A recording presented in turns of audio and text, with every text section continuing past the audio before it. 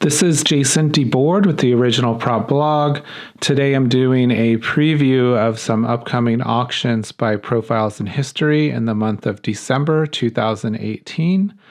I have not looked at any of these catalogs yet, so this is going to be a true first look for me. If there's anything of particular interest, I'll do a follow-up video or videos. So let's just kind of delve into this. You know, they have big auctions, so I'm sure these catalogs are a lot of pages. I went ahead and downloaded the PDF versions of the catalogs as well, so those are ready. I just haven't looked at them yet. If we go to their website here, you can see the three big auctions coming up. So on December 11th is their Essentially Marilyn the auction. Also on December 11th, that's when their 4-day Hollywood auction starts. So that's December 11th, 12th, 13th, and 14th. And then on December 17th, they have a Once Upon a Time, the auction. This is a television series that I've never seen, so I'm completely unfamiliar with it. So I don't know if I have a lot to contribute as far as any opinions or insights about it, but we'll take a quick look just because... you know, anyone who's into that show, I assume it's an official auction, which is awesome because you've got original artifacts coming direct from the production, which is always the most ideal situation because that sort of takes the authenticity issues off the table. So let's look at that one first, just because I'll probably not spend a lot of time on this. So if you go to their website, as per usual, you can download two different versions of the PDF catalog. One, I think, is just a little bit lighter. It's probably lower resolution. I always go for the desktop version. And then you can bid online. And I set all this up already. So they use iCollector. You can bid via this website. You can also, scan the items. I would just advise you that whenever you're bidding online, there's always an added buyer's premium. So it costs you more money. Some people like it because it's in their control. And they can kind of make those last second decisions about bids, but just be aware that it costs a little bit more to do it that way. So let's take a quick look at this catalog. So it's 347 pages, so it's pretty significant. There's a little opening letter here. So it's a Disney ABC television series. Like I said, I'm totally unfamiliar with this, but it actually sounds pretty cool reading about this. It's basically saying they bring characters from the Disney universe into popular Western literature, fairy tales, folklore, etc. So let's just do like a quick run through here. Just seeing what the buyer's premium is. So it's a really small print down here. So it says the buyer's premium is 24% of the hammer price, discounted to 20% when full payment is made in cash or by valid checks, and it's 28% if bid and won through the internet. So it's basically 4% more if you're using iCollector. And then it also mentions that they collect California sales tax. So if you're in California, that's probably another 8 to 9% on top of that. So just keep that in mind. Okay, so this is interesting. I haven't seen another auction house reference this. There was a Supreme Court decision months ago about sales tax. And it sounds like there's going to be a shift where, online retailers are going to have to collect sales tax. Whereas before, if you're buying something out of state, you've always gotten it without paying sales tax unless you do it proactively when you file your taxes yourself. They're saying, due to a recent U.S. Supreme Court decision, South Dakota versus Wayfair, Profiles in History may be required under state law to collect sales tax for the winning bidder's state. In such cases, the winning bidder's invoice will reflect the sales tax due based on applicable state and local sales tax rates. So this is something everyone should be aware of, not just with Profiles in History, but any auction house. This is going to have, I think, some pretty big implications long term. I was actually planning to do a video specifically about this. I just wanted to do a little bit more research first. So that's good that they're actually putting this in the catalog just to give people awareness in case, they didn't catch that news independently of looking at this auction catalog. So they've done this before. This is actually really good. All these lots appear to have a starting bid of $100. Like I said, this is my first look at this. I don't know if it carries all the way through the catalog, but I'm guessing it probably does. So these kinds of auctions, in my opinion, are really great for collectors because, like I said, you're getting material that's coming direct from, the production, the studio. So, it's at least production made. And, with the starting bids, I don't know if there's reserves. It doesn't, I noticed when I was just glancing at the boilerplate information, it did reference unstated reserves, but I think they probably use the same boilerplate auction to auction. So if I had to guess, I'm guessing these probably don't have reserves. I think it's just, the studio's liquidating this stuff. But I would check with them. Like I said, that's just a total guess. But yeah, this actually looks really good. I'm really glad when I see auction houses doing these kinds of sales. And, sometimes in the past, like Profiles did a Glee auction, which my kind of reaction was, I don't know if a lot of people that collect original costumes and such are into Glee. Maybe they are, but this is definitely more on point. This is all real genre stuff. So this is really cool. I'm not even a third of the way into skimming this catalog, but yeah, this stuff looks really awesome. I mean, these are some really impressive costumes and props.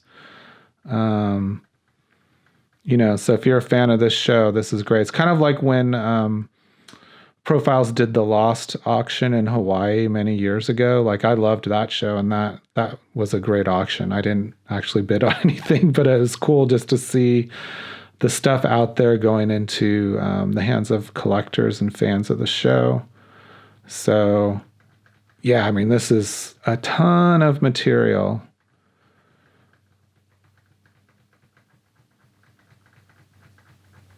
So I hope they do well with this auction. And, it looks like there's a lot of stuff for people to choose from. And it's actually good. I know sometimes I kind of lament these auctions that are just massive, massive quantities of lots. But in this case, it's actually a good thing because there's so much that should actually keep prices down. So it's good for collectors because how many lots can one person absorb? So, $100 minimum starting bid and tons of material all coming straight from the studios.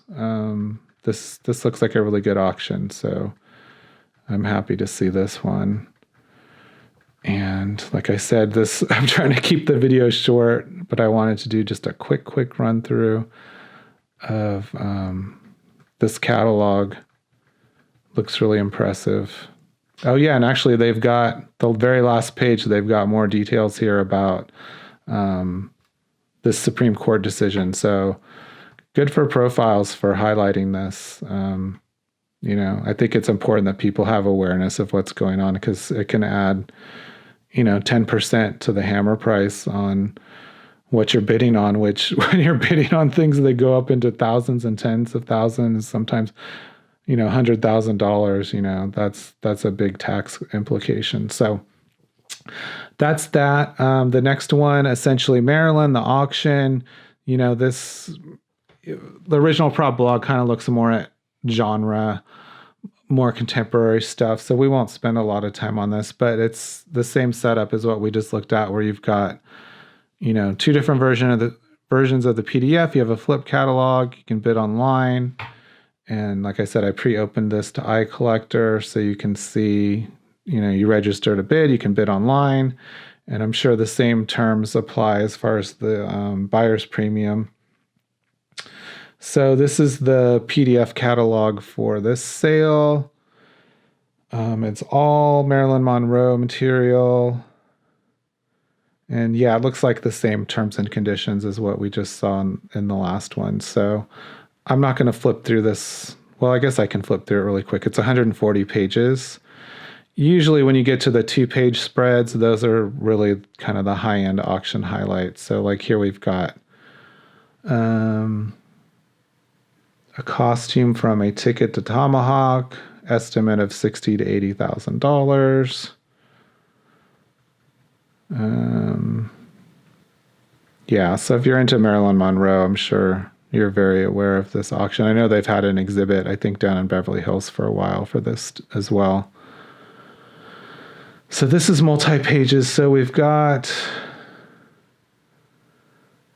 a gown from There's No Business Like Show Business, $60,000 to $80,000.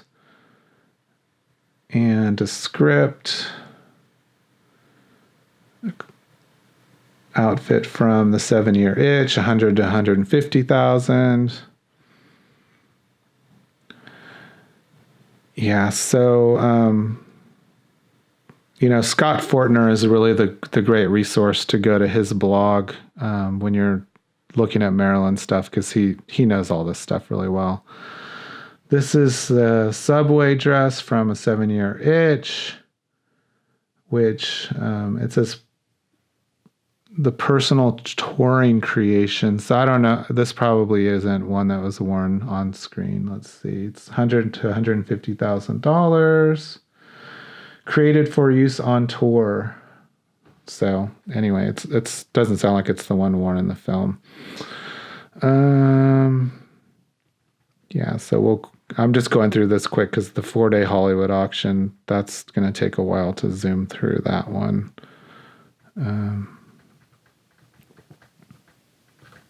Yep, and they've got that Supreme Court decision information on the back. So that's that one. And then the main event, of course, is their Hollywood auction, which, okay, so I've got this here, same thing. You've got 2 different versions of the PDF catalog, the flip book, and then links to all 4 auction days, which I've opened up here, and I'm sure the same terms and conditions apply. Okay, so here it is. I'm going to do a quick jump cut, just because I don't want to run out of time when I'm talking and recording. So hold on tight. So now we're going to delve into the 600-page Hollywood auction catalog. Like I said, I'm going to try to do this pretty quickly, but 600 pages is massive. And like I said, I have not looked at this catalog prior to recording this video, so this is my own first look here. Looks like we've got Metropolis on the cover. Let's see here. We've got a mention of some highlights. I'm sure these are the same terms and conditions that we just looked at in the other 2 catalogs. So, they always do a lot of vintage photography. So we're just going to zoom through this stuff really quickly.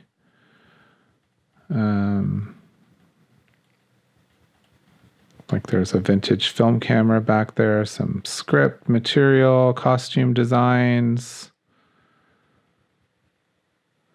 And then we've got some vintage pieces here. And, I've seen some online chatter about, specific pieces, and, some people had some concerns about some pieces. I didn't look specifically at what people were talking about. I just saw a lot of mentions. And that might be the subject of a future video. So even though I'm kind of quickly going through all this stuff, if there are specific pieces being talked about in the online community, I'll try to find time to come back and do a specific video about some of those discussions. So we saw some Wizard of Oz material, Disney material. We're about 200 pages in at this point. So, a third of the way through, we're pretty heavy into classic material. So this is the cover image, which is a photograph that has an estimate of $3,000 to $5,000. So that's kind of curious. And then this lobby card is $20,000 to $30,000. Anyway, I'm just curious. A $3,000 to $5,000 piece on the cover's interesting. So maybe they just like the image itself. Hero Nautilus helmet from 20,000 Leagues Under the Sea, $35,000 to $55,000 estimate. The Nautilus maquette, $10,000 to $15,000. Forbidden Planet Hero Illuminating Blaster with original holster, $60,000 to $80,000.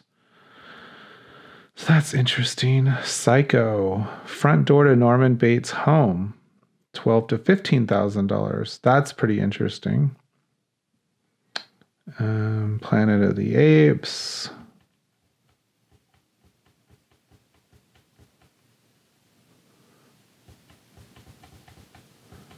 Still pretty heavy into vintage. An attributed Academy Award. Best Picture Academy Award, Gentleman's Agreement, $150,000 to $200,000. Golden Globe, Sunset Boulevard. Sunset Boulevard Academy Award.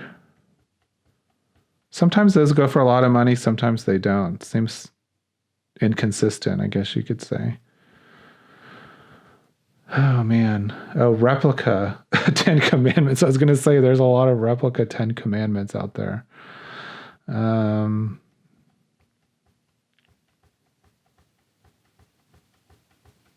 Illustrations. Gilligan's Island, $30,000 to $50,000. That seems pretty high. I don't know that television stuff is getting those kind of prices these days. So we're about halfway, or we actually are a little bit past halfway through the catalog. Riddler costume. Flying Nun costume. Night Gallery painting, those are always cool. Okay, Night Gallery. Yeah, it's funny, these 70s Spider-Man TV costumes keep popping up, and they're actually really popular. That show's really popular in Japan. I think they had like their own version with like that was just completely different than what was aired in the US. Battlestar Galactica, 70s costume, 30 to 50 grand. Some more Battlestar Galactica costumes. Blake 7 ships. Space 1999.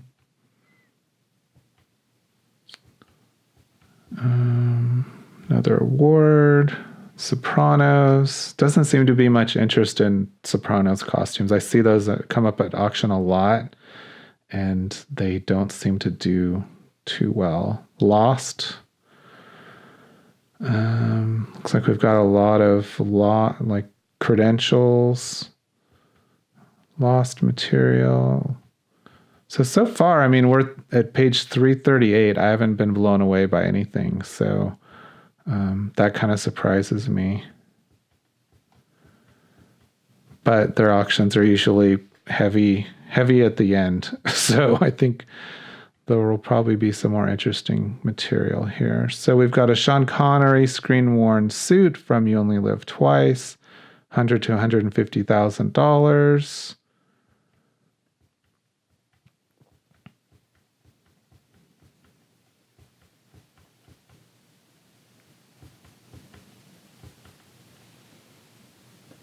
Steve McQueen stuff always goes for a lot of money, or it has a high reserve and doesn't sell. So it seems to be one or the other. This has $100,000 to $200,000 estimate. Steve McQueen hero screen worn jacket from Le Mans, $40,000 to $60,000. Golden ticket. We see these a lot. 40 to 60 grand seems high considering, I don't know, it seems like there's one of those in every one of these auctions. This clapperboard, I don't know if it's the same one, but I feel like I've seen this at auction 2 or 3 times in the last 2 years. $60,000 to $80,000. Richard Dreyfuss's dive watch. That's cool.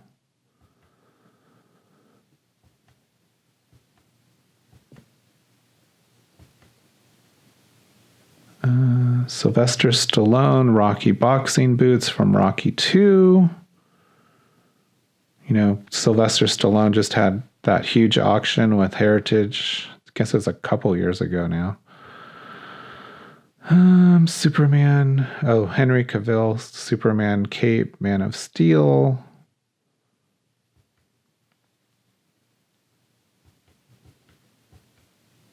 Yeah, so this lightsaber, you know, there's been a ton of talk about this online. Has $150,000 to $200,000 estimate. Has a signed letter of authenticity from Roger Christian, who is the art director on the film. We will probably do a follow-up video specifically about this. Otherwise, this will turn into a super long video. So I'm super curious, though. I don't really have any preconceived opinions about it. I just know a lot of people have been questioning it. So I need to do a little bit of research, and I'll do a follow-up video specifically about this. We'll go from there. So we've got a TIE Fighter helmet from Star Wars, $200,000 to $300,000. I think I might have seen some talk about this. I don't remember if it was positive or negative, but I'll probably talk about that in that follow-up video as well, since they're both Star Wars. We've got some miniatures from the original molds, which means replica, but they're $40,000 to $60,000. Camera used in The Empire Strikes Back, Raiders of the Lost Ark, E.T., Back to the Future, countless other celebrated films, $150,000 to $200,000. C-3PO hands, used in Return of the Jedi, $40,000 to $60,000.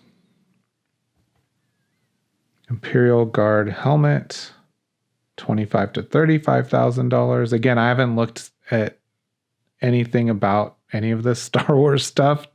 I've been really busy, but I'll look into all this Star Wars material just because it's of particular interest to me, just because I'm a big Star Wars fan. So we've got a Scout Trooper production made helmet from Return of the Jedi, $40,000 to $60,000. So I'll probably do a full follow-up video just about Star Wars. Otherwise, like I said, this is going to be too long of a video. So I'll dig into looking into these pieces. We've got a Darth Vader helmet made by ILM for promotion of Star Wars Episode 6 Return of the Jedi, $40,000 to $60,000. This is from the newer Force Awakens, Lucasfilm LOA. I think this, I feel like I've seen this before. Provenance Christie's.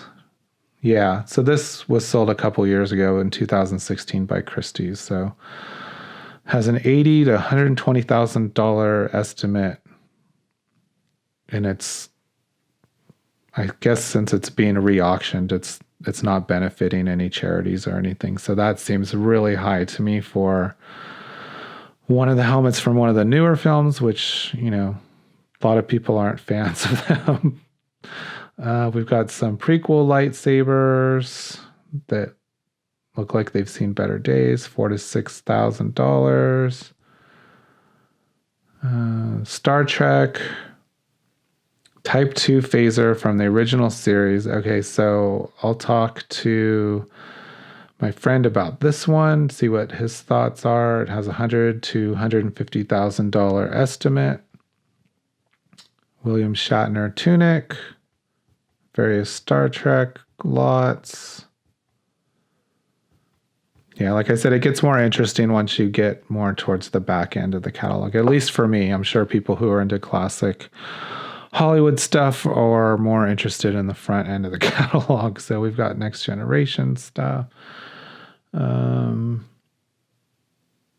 Original USS Enterprise model from Deep Space Nine, $10,000 to $15,000. Aliens Queen, $30,000 to $50,000. Maquette. Okay, so it's not full scale. Ripley costume from Aliens, $300,000 to $500,000. Are you kidding me? Yeah, so this is one of those crazy estimate costumes. I would be shocked if this sold for $300,000, but crazier things have happened.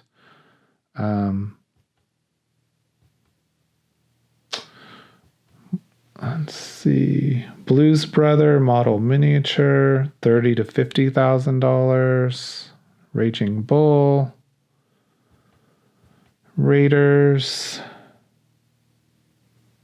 I don't know. I feel like we've seen these. I don't know if it's these specifically, but examples of these come up several times. $30,000 to $50,000. Again, I've done no research, so I can't really say anything one way or another. Dustin Hoffman. Tootsie dress. Oops. Let's see what that's. $15,000 to $20,000. That seems reasonable. Rambo First Blood motorcycle, $20,000 to $30,000. His knife from First Blood, $30,000 to $50,000.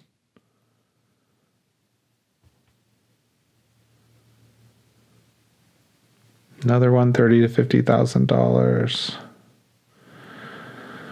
Blade Runner early production stunt Deckard blaster. Okay, it sounds like it comes from someone who worked on the film. $4,000 to $6,000. Umbrella. So some various Blade Runner pieces. This one's from stunt blaster from the new film. Gremlins, Stay Puft Marshmallow Man. Uzi from Terminator, $12,000 to $15,000. John Connor's motorcycle from Judgment Day, $30,000 to $50,000.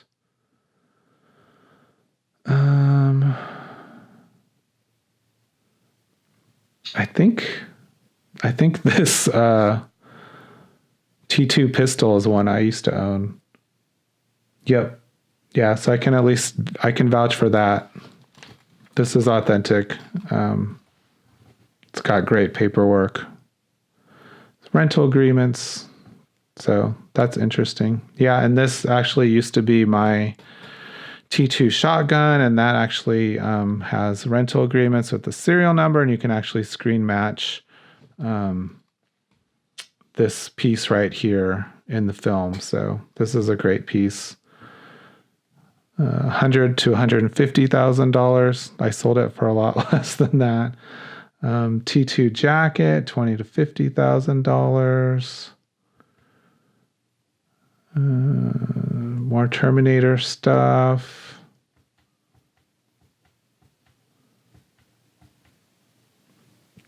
Yeah, I feel like this or these, I don't know if it's the same one, have come up a couple of times in the last few years.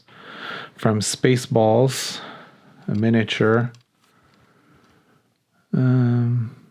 Bruce Willis screen use Beretta from Die Hard.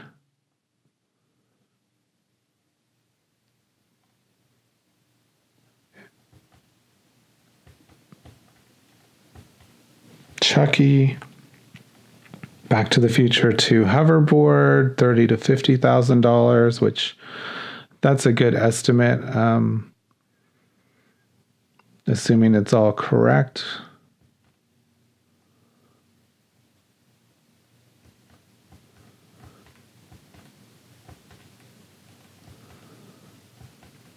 Yeah, so far I haven't seen anything that's like, that's, really impressive or that surprises me that I haven't seen before.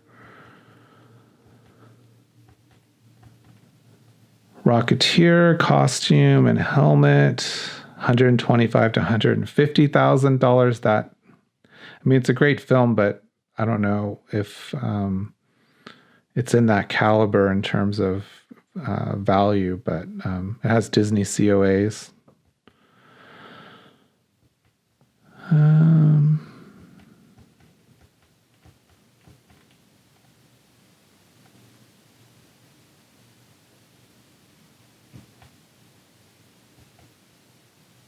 Yeah, see, I think, let's see.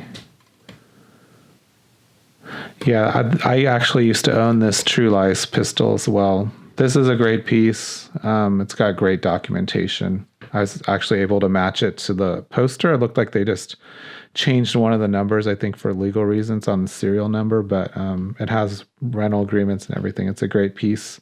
That's $10,000 to $15,000.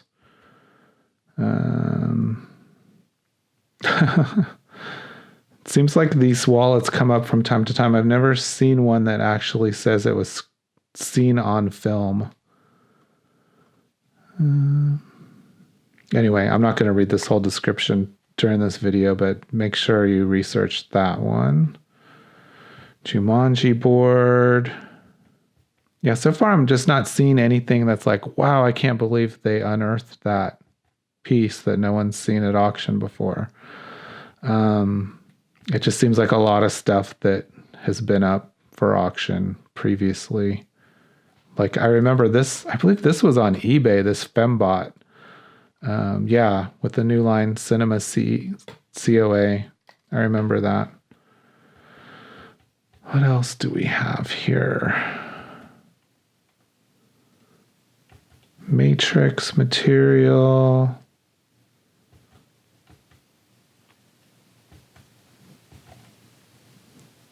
John Romita, Spider-Man number 440 painting, $70,000 to $90,000. So it looks like it's a recreation of the original comic book. We've got a Spider-Man 3 costume for $30,000 to $50,000, which that wasn't a popular film. It wasn't well received. It really hasn't aged very well. But we've got some Hugh Jackman X2 claws for $20,000 to $30,000. Cockpit from The Aviator. That's kind of interesting. I've never seen the film though, so. Ruby slippers used in a night at the museum.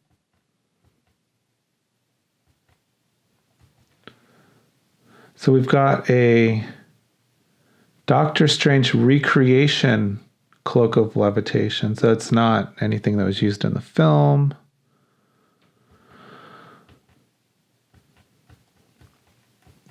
Yeah, so I'm just being honest. I'm just not seeing anything that's like, wow. I kind of felt like their last big 4-day one had more impressive pieces. Okay, so this is a section, personal collection of Lonnie Anderson. The Beatles, so we've got a little bit of rock and roll stuff at the very end. Rod Stewart, it's all Rod Stewart stuff. Then we've got, I don't know, that's kind of weird. You jump from rock and roll, now we've got a couple Star Trek pieces at the very end. Maybe late consignments, I don't know, some Star Wars posters. So that's it. So, yeah, I mean, I don't know. I'm not super impressed with, given that it's a 4-day auction, I'm not blown away. It just seems like a lot of stuff. Usually they have more super high end, high value pieces. And I'm almost forgetting what I just flipped through. But yeah, so, there was that section of Star Wars stuff. Like I said, I'll go back and take a look at that just because that's of particular interest to me, not like as a buyer or a bidder. I just like to know what's out there and kind of look at the history of the pieces. Yeah, so I don't know. Kind of a boring auction. I'm looking at their kind of declared highlights here. The 20,000 Leagues Under the Sea helmet, that's significant. It's nice to know that that's out there. The Lawgiver statue from Planet of the Apes. I've just never been that into that franchise. The suit that Sean Connery wore and You Only Live Twice. I mean, those come up from time to time. I don't know that that's super exciting. Barbara Streisand, Hello Dolly costume. Okay. Captain Kirk, tunic. Those come up. I mean, we just had, as I'm recording this, we just had the Commissar collection auction by Prop Store yesterday, and I know a lot of that Star Trek material went unsold. I'm pretty sure the marquee piece went unsold. So that's not like super, super exciting. The Type 2 phaser, I'm interested to follow up with my friend Don to see what his thoughts are on that piece, because he's super knowledgeable about anything original series Star Trek. Like I said, the lightsaber some people have sent me some information and photos and documents about that. I just haven't had time to look at it. So I'll do a specific video about the Star Wars stuff. The Force Awakens helmet. I mean, I don't know. I personally, I didn't like that film. So that seems, and it's just something that was just at auction a couple years ago. It's not that exciting. The Sigourney Weaver Ripley costume, like I said, that just seems like it has a super high estimate. Rambo knives are cool, but Heritage just had that huge Sylvester Stallone auction, so that's not super exciting. Robin Wright's Princess Buttercup signature red dress from The Princess Bride, I flipped right past. I know that's actually a film that many, many people love. I'm not the biggest fan of that film, but that might be a big deal to some people. The T2 shotgun, which I used to own, it's never been at auction because I sold it privately and I purchased it privately. So, that might be of interest to people, but there's 3 or 4 of those out there. And then the Rocketeer costume. I mean, I love the film, but it's not on the level of, the bigger franchises. I'd say it's like B or C list. So I don't know that that's going to get like a ton of money, but if it's coming direct from Disney, that's cool. So I don't know. This is a huge 4-day auction.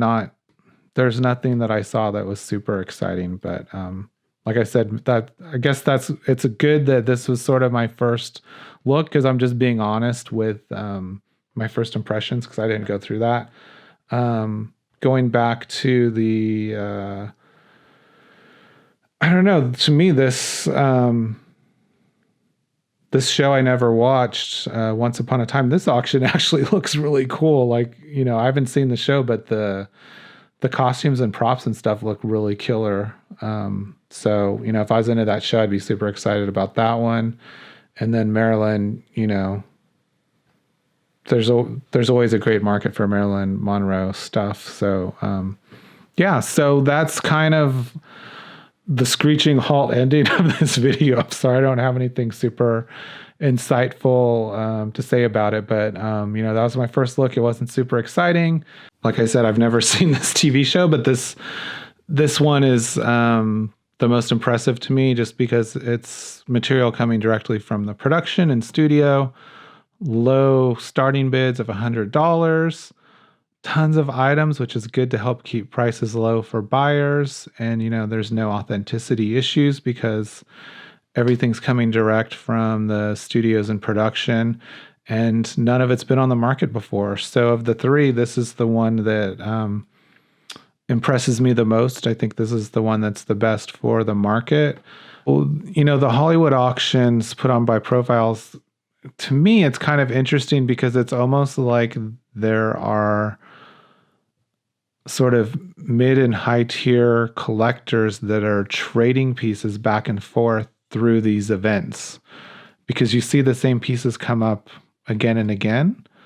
So it's kind of like Profiles as a middleman, kind of facilitating trades, and they're getting seller premiums and buyer premiums. And I don't know.